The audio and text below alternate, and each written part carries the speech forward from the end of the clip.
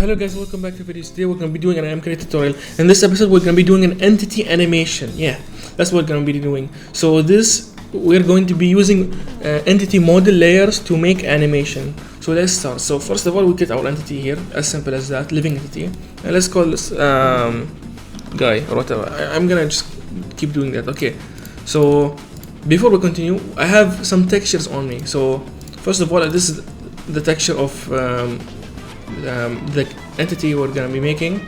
Yeah, I mean just normal skin, and there are a bunch of individual frames for each individual frame of the animation we want. So this is going to be like a layer on top of the entity itself. So yeah, so let's just start. So let me choose this texture, yeah, and just continue on. All the other stuff here are not important.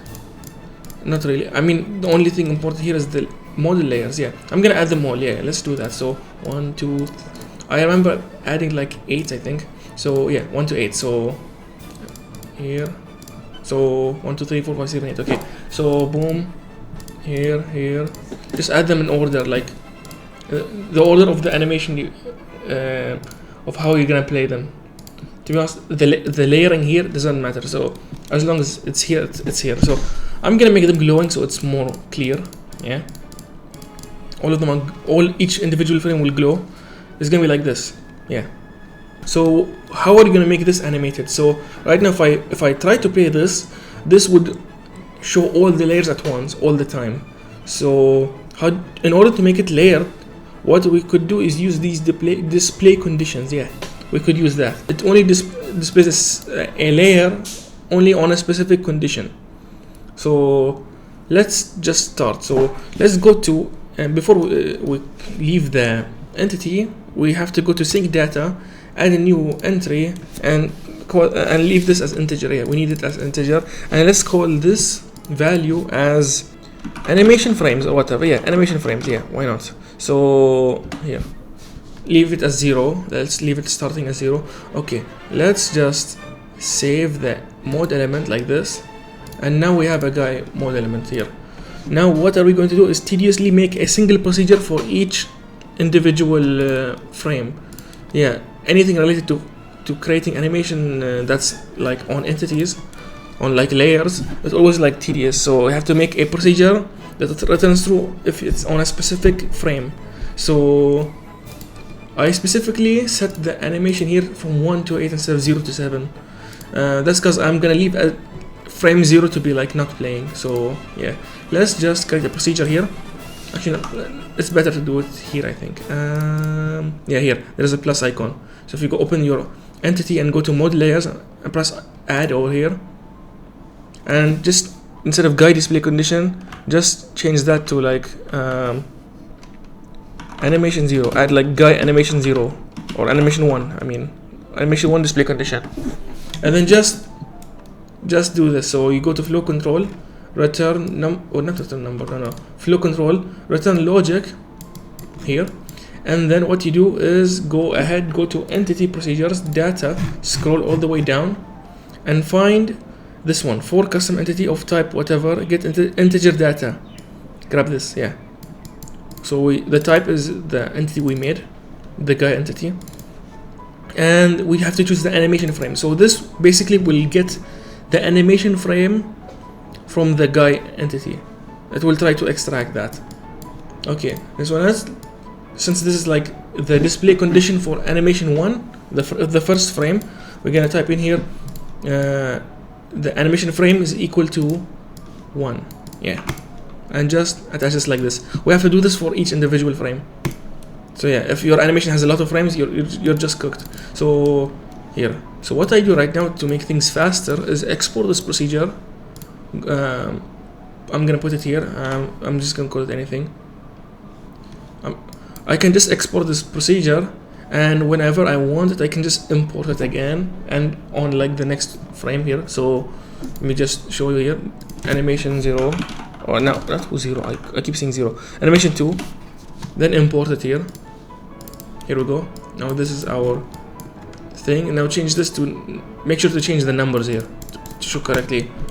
if you play your entity animation and shows like 2 frames at once, this is probably the issue. So you have to make sure the names are correctly set, the frame numbers, I mean. So this has 1 and this has 1 and the other one has 2. Now let's make 3. It's basically like repetitive. I'm gonna like skip a bit. Okay, I've done all the frames or all the conditions. So each one checks the animation frame variable if it's equal to a specific frame. So it's 1 over here is 8. Yeah, basically that. Time to control. Now technically this works. Now we just have to control the animation itself. So let me just save this, make sure it's saved, or else these will not be set. So over here on trigger, let's go to trigger here, to triggers, and on entity tick update. If you have that, you can just use that. So here, entity tick update, here we go. So over here there is like multiple ways to make animations here.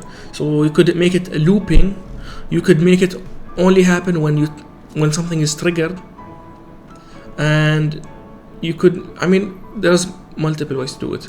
So let me show you one of them. So first of all, I'm gonna show you just the simplest one. So looping is simpler. So as you can see here, there's entity procedures. If you go to action, if you scroll all the way down again, there is it's basically the same as before. For a custom entity of type whatever, set integer data.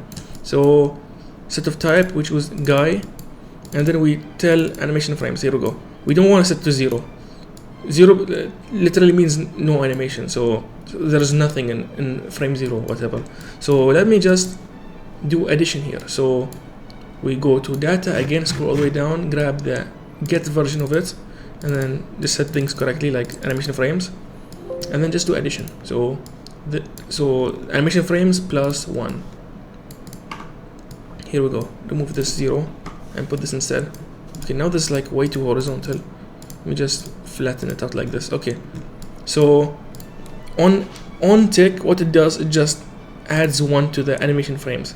So if it continues adding constantly, there will be an issue where it goes beyond the amount of frames you have. So if you have like 8 frames here, if the number goes beyond, it will stop rendering anything. So to loop this around, what you do, there's a neat math trick you could do. So if you go to this and math, then go grab this addition, change this to mod, okay, and then grab a number input thing, just put the number of frames you have. So if you have 8 frames, just put 8. Or actually no, since this doesn't start from 0, so 1 to 8, this counts as 0 to 9, or actually 0 to 8. So there's technically 9 frames, because this kind of math starts from 0. So let's do that. So here we take this result over here before we set the animation frames. We just put this here, and boom, we just mod by 9, so it's like 1 higher. If you're gonna add a frame for 0, you can just no need to add. So like if it is, for example, 0 to 7, you can just put 8. This is 0 to 8, so it's 9 frames. Yeah. So now if I try to play this on tick, the animation of the guy entity will loop constantly. Let's see over here. This should work. Guy spawning. Here we go. If I spawn this, look at this. It's playing the animation. So this is the animation that's gonna play, because I have like done the texture times a day, because I also like made it glowing. So if I make it nighttime, like here, midnight, as you can see, it glows, and this just loops because we made it loop. So let me just set it back to daytime. Let me just show you how to control this. So on entity tick update, you have this looping number where it cycles from 0 to 9, then 0 to 8, and then will loop over again. You can control this. I mean, this is a procedure editor, so you can add conditions when to play. You can make it not loop, so if it reaches like a specific number, it could set it to 0 or whatever. So here, so let me just do this. So if, here we go, if, and then you just grab this. So I think for performance reasons you should not get the integer data like more than once, unless it got changed halfway through.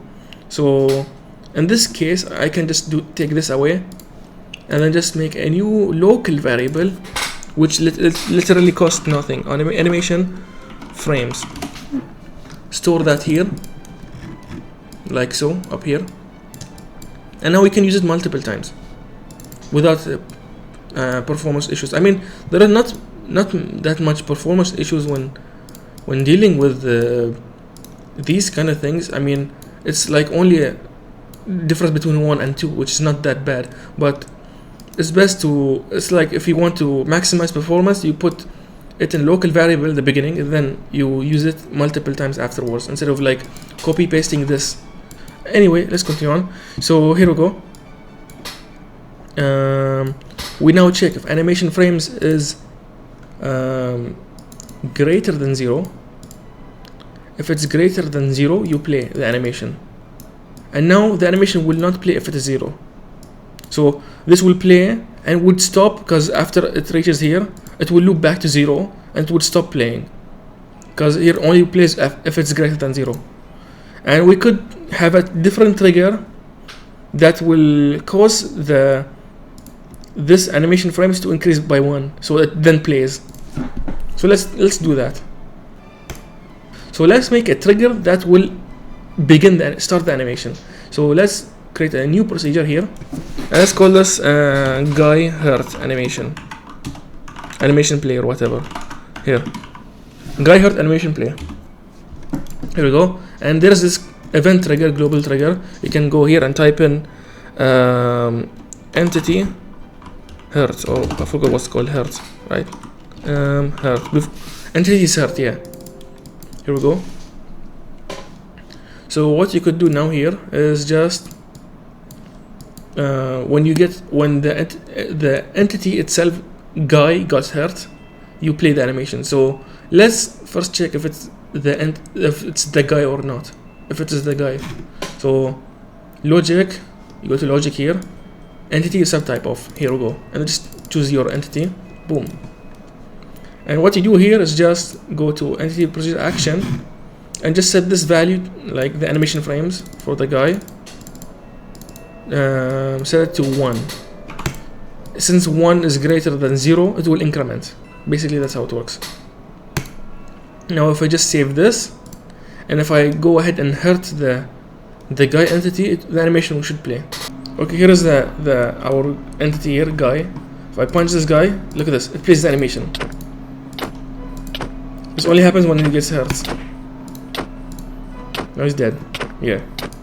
So now, as you can see, we can control when the animation plays, and it stops the moment the animation ends. Here we go.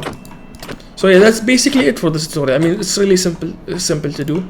It's just a bit tedious the more frames you have, the more animation frames you have. So hopefully you guys learned something. If you want more, press the like button, and see you guys in the next video. Goodbye.